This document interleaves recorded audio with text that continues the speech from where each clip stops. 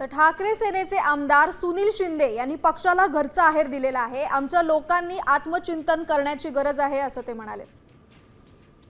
माननीय शिंदे साहेबांच्या नेतृत्वाखाली या ठिकाणी काम करायला येत आहे। जेव्हा माननीय 6 खासदार महोदयांनी निर्णय घेतला तेव्हाच आम्ही आपल्याला सांगितलं होतं आगे आगे देखो होता है क्या, त्यामुळे एवढ्यावर आता हा विषय थांबणार नाही। असेच पद्धतीचे निर्णय इथून पुढे सुद्धा झालेले आपल्याला दिसतील।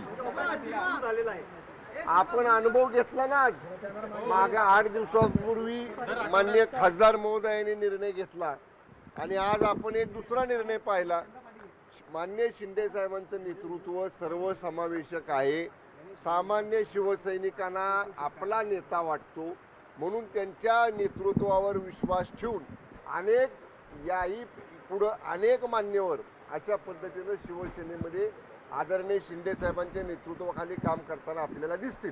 शिंदे म्हणतात की उद्धव ठाकरे यांच्या बाजूमध्ये जे लोक राहतात म्हणजे त्यांच्यासोबतचे जे लोक आहेत त्यांना आत्मपरीक्षण करायची गरज आहे, त्यांना अति महत्त्व दिलं जाते जे मीडियाच्या माध्यमातून मोठे झाले अशा लोकांना। मग मी काय म्हटलं होतं तुम्हाला, खासदार साहेबांचे प्रवेशाच्या दिवशी जर तुम्ही मी बोलताना आपल्याला सांगितलं होतं की माननीय उद्धव ठाकरे साहेबांच्या जवळ जे लोक आहेत, 10चा सकाळचा भोंगा जे लोक शिवसेनेच्या उभाटाच्या वतीनं वाजवतात त्यांच्यामुळं ही अवस्था आलेली आहे।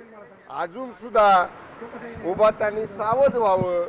हा 10चा जो भोंगा आहे हा धोकादायक आहे, हा डेंजर झोन मध्ये उभाटाला नेणार आहे, एवढं आता लक्षात ठेवावं। धन्यवाद।